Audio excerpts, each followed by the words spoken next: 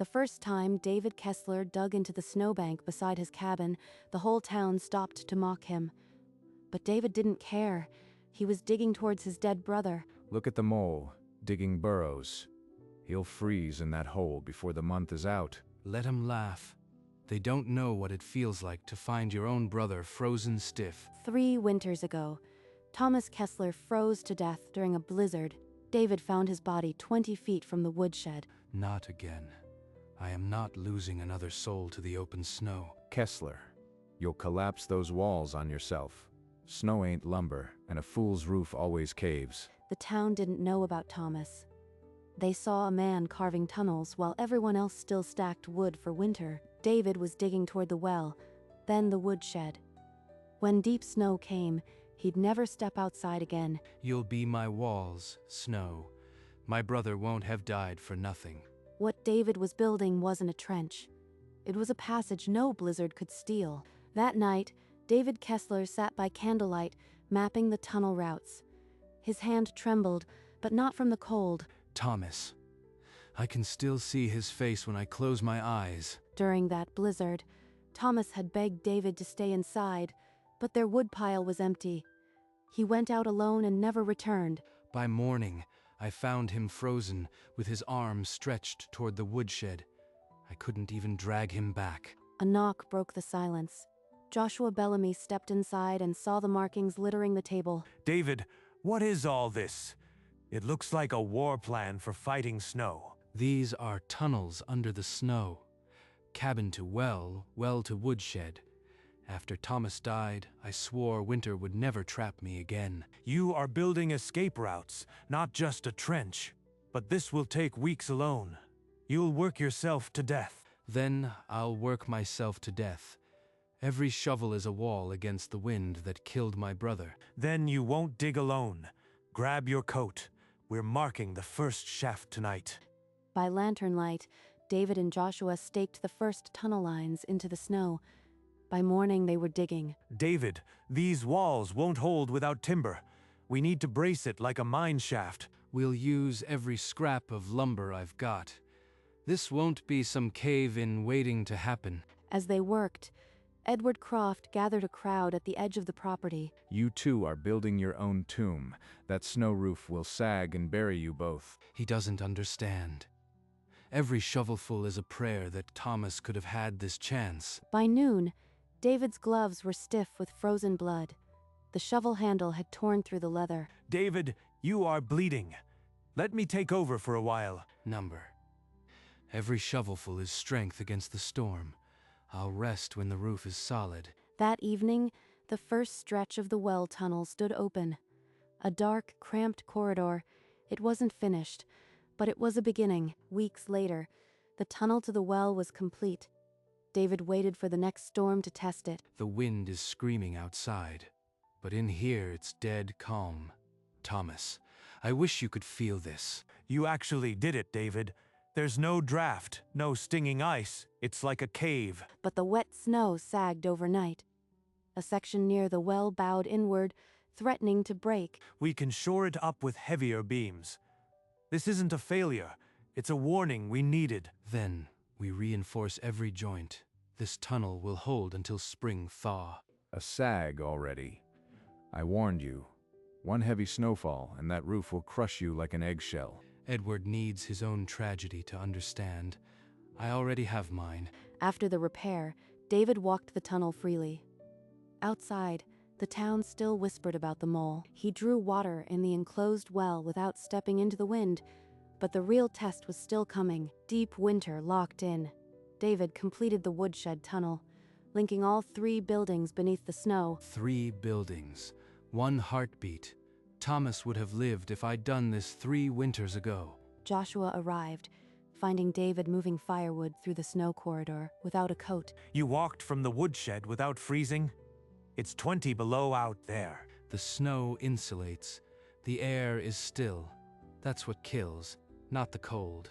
Come, feel it yourself. Inside the tunnel, lantern glow sparkled on ice crystals. The air was calm, almost warm. Outside, people hunched against the wind, their faces raw. They crossed open yards for wood and water. They think I am a mole, but I am the only one not freezing between chores. Joshua emerged from the tunnel. His expression changed. He looked at the town differently, but no one else wanted to enter David's burrow. The tunnels were still a joke to the town. A cold snap sharper than any in memory seized the valley. The thermometer outside the mercantile read 40 below. Inside my tunnels, it feels like spring compared to that. Thomas would still be alive. Edward tried to split wood in his yard, but the wind froze his bare hands in minutes. Blasted cold. I'll die before I crawl into that fool's molehill. Edward, just look inside. There's no wind, no bite. It's warmer than your cabin. Warmer? Lies. Snow cannot trap heat. You'll both be frozen corpses within the week. He won't see until he's freezing. Just like Thomas wouldn't listen. Joshua led him to the very mouth of the tunnel, where lantern glow spilled across the snow. Edward stepped back as if the light burned. I'll take my chances with open sky. At least I'll die facing it like a man. That night, David checked his tunnel bracings. His brother's ghost wouldn't let him rest. For 3 days, no one saw David Kessler leave his cabin. The chimney smoked, but no bootprints broke the snow. Kessler's gone missing. Probably caved in and buried himself, just like I said. A small crowd gathered at the edge of David's property, half curious, half hoping to confirm the worst. Then the tunnel door swung open. David stepped out, pulling a sled of firewood without a shiver. He's alive, but look at him. Hoarding warmth while we freeze. Selfish as sin. He dug those tunnels with his own blood. You call that hoarding? They'll never understand. Better to stay in the dark. David turned his back on the crowd and disappeared into the tunnel, sealing the flap behind him. From that day, the town saw David as a miser, not a mole. His tunnels were a secret he wouldn't share. I built these for you, Thomas, not for them. Kessler's tunnels will be his grave. Mark me, before spring thaw, we'll find him frozen in that fool's burrow. That night, a wet snow fell heavy as iron. The tunnel roofs sagged under the sudden weight. The timber above me is screaming. I need to get out. Without warning, the Woodshed tunnel collapsed. A wall of snow buried David in darkness. He dug with bare hands, gasping, dirt and ice filling his mouth. Thomas's face burned behind his eyes. Not like this. I won't die buried like him. David, by God, you are alive. We'll double the bracing. It won't fall again. But what if Edward's right? What if these tunnels are my tomb? Every shaft learns its breaking point. That's how we make it stronger. Nothing worth having comes without a test. The tunnel was repaired by dawn, but David's certainty had cracked as deeply as the snow. The northern sky flattened heavy and black. David felt the stillness that comes before a killing storm. This one will be worse than the year Thomas died. I feel it in my bones. He and Joshua worked through the day, hoarding wood, water, and food. Every beam was double-checked. David, you are winding yourself tighter than a clock spring. What have you seen? I've seen what a storm like this does. I won't be a victim twice. That evening, David walked into town and stood before the crowd outside the mercantile. A blizzard is coming, worse than any in memory. Prepare your wood and water. More mole madness. My woodpile will last. I am no burrow-dwelling coward. The townspeople turned their backs.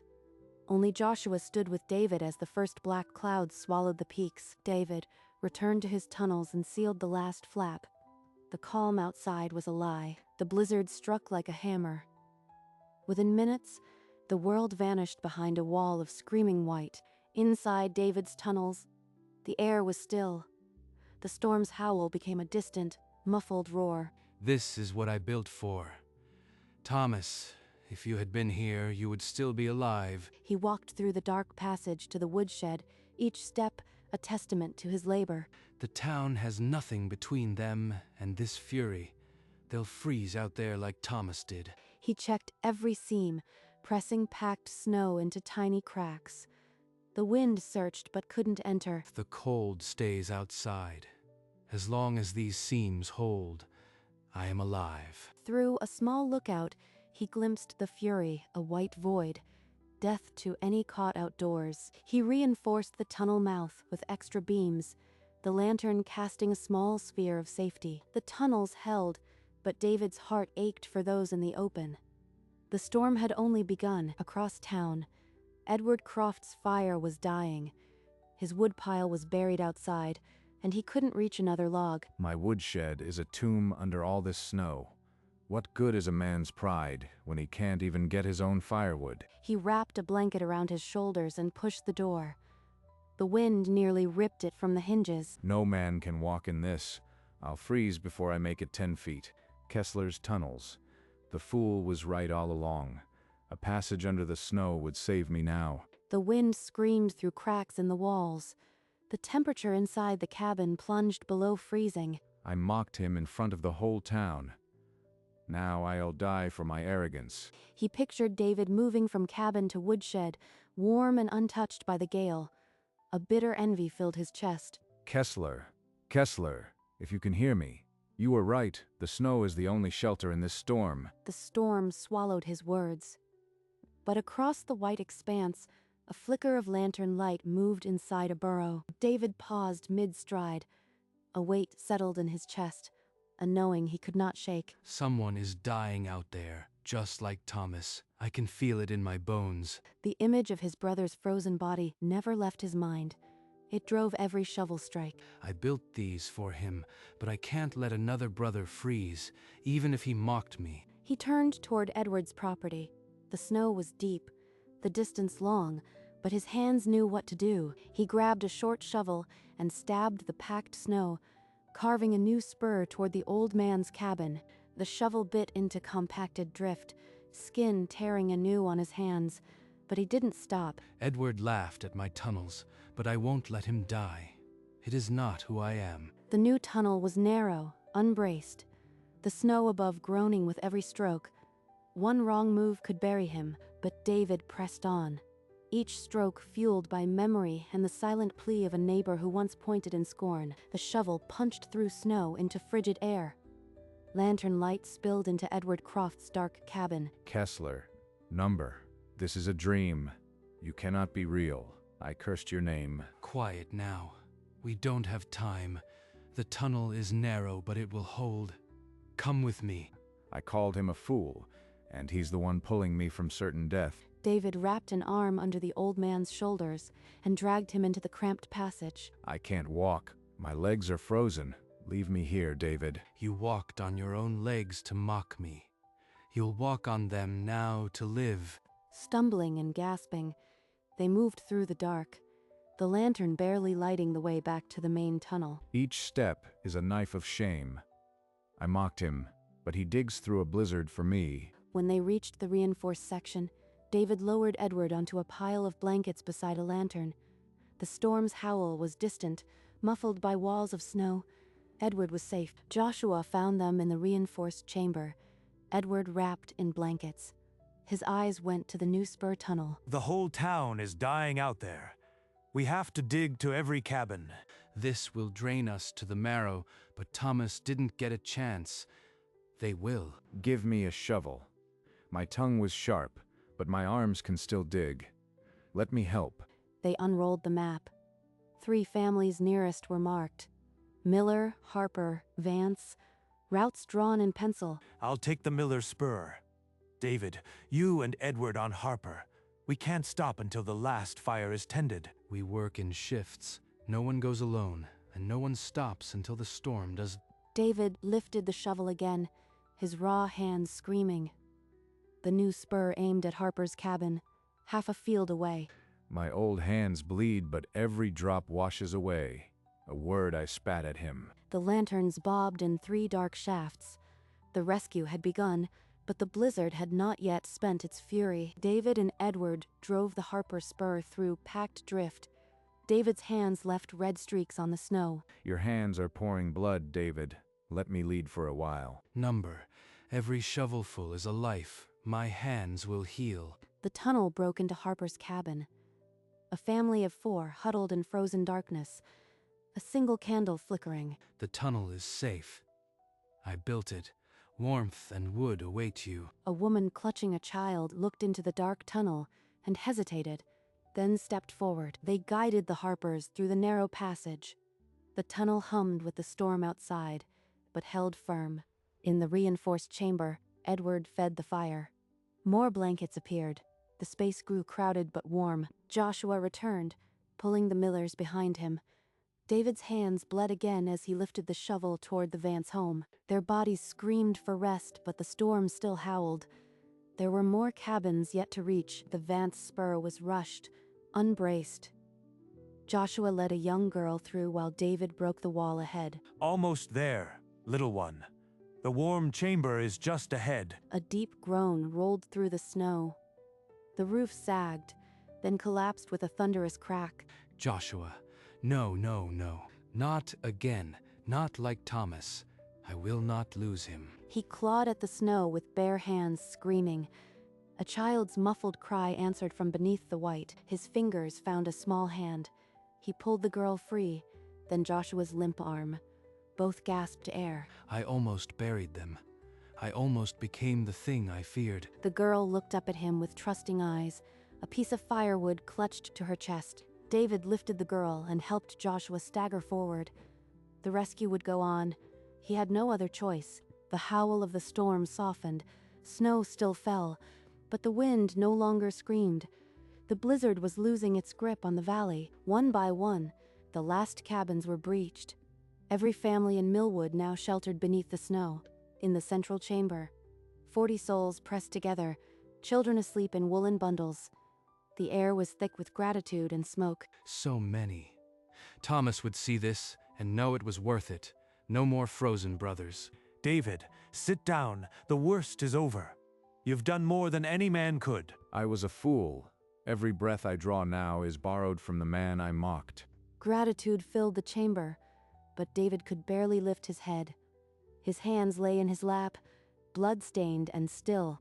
Outside, the blizzard had become a gentle fall, the world quieting beneath its white shroud.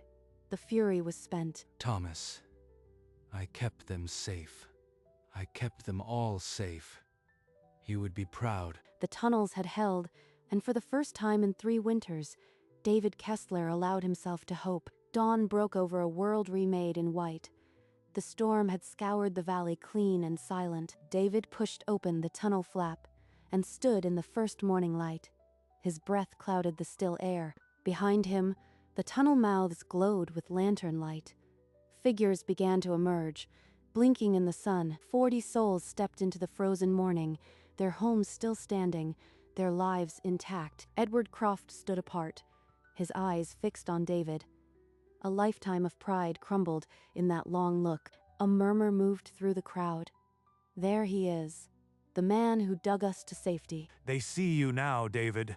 What you built saved every last one of them. Not just me. Thomas helped. Every blow of the shovel was for him. The snow that had buried the valley had become hallways. The man ridiculed as a mole had made them safe. David looked over the white expanse and felt, for the first time, that his brother had not died for nothing. Edward Croft stepped forward, his breath unsteady. The crowd parted to let him stand before David. I shamed you, Kessler. I called your tunnels a grave, but they became my salvation. My fire was dead, the wind a blade. He dug through the storm to pull me into safety. A stunned silence fell. Those who had laughed now stared at David with wide eyes. You were right, and I was a fool.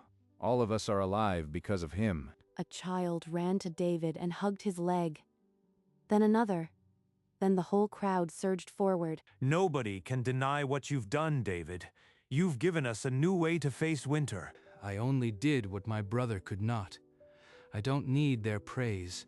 I just need it to never happen again. The town that had mocked David now lifted him onto their shoulders, their laughter replaced by cheers. And David Kessler, the mole, stood in the sun and accepted a future his brother never saw. Joshua Bellamy unrolled the map he had drawn by candlelight, a blueprint of every tunnel. This network saved every life in Millwood. Let it become our defense against every winter. He spread the map across a trestle table, pointing to the main corridor and the rescue spurs. I propose that every household dig connecting tunnels.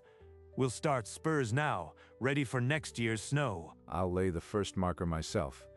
David's way saved me. The whole town should follow. A vote was cast without a single voice against. 40 hands lifted toward the rafters. David, will you lead the building? No one knows the snow like you. For Thomas. Every tunnel I dig from now on will bear his name. I'll lead. But every man and woman in this town must wield a shovel alongside me. Joshua's map was later framed and hung in the town hall, a permanent reminder that snow could be a shelter, not a grave. David walked alone to the edge of the woods where Thomas lay beneath a simple wooden cross. You should have seen it, brother. The tunnels held because of you. He hung a fresh lantern on the cross, the flame steady against the cold dusk. Your death wasn't pointless. A whole town lives now because of what I built. The light cast a small halo over the carved initials TK. I can finally rest, Thomas. No one will freeze between these buildings again. In the distance, the tunnel mouths glowed, a network born from grief. Every tunnel I dig from now on will be for you. He placed a small candle beside the cross, its flame reflected in the snow, and in the town hall, the map hung in the firelight, a promise for every winter to come. Months later, spring meltwater carved troughs where the tunnels had been. The air smelled of wet earth. In summer, we mark the paths. In winter, we dig. Every year, the tunnels will grow. Not just for us. For every family that thinks snow is only a killer. Workers placed stone markers along the old tunnel lines, a permanent guide for autumn digging. The map will hang in every home. Your brother's loss will teach every child how to survive. Thomas, you didn't die for nothing. The whole valley will shelter beneath the snow because of you. The valley that had been a frozen prison was now a green promise. Winter could come, and they would be ready. The framed map in the town hall became a symbol. Snow could be a shelter, not a grave. And at the tunnel entrance, a red arrow pointed inward, an invitation to safety. David Kessler, once mocked as a mole, had given his town a way to walk beneath the storm, and his brother never truly left him.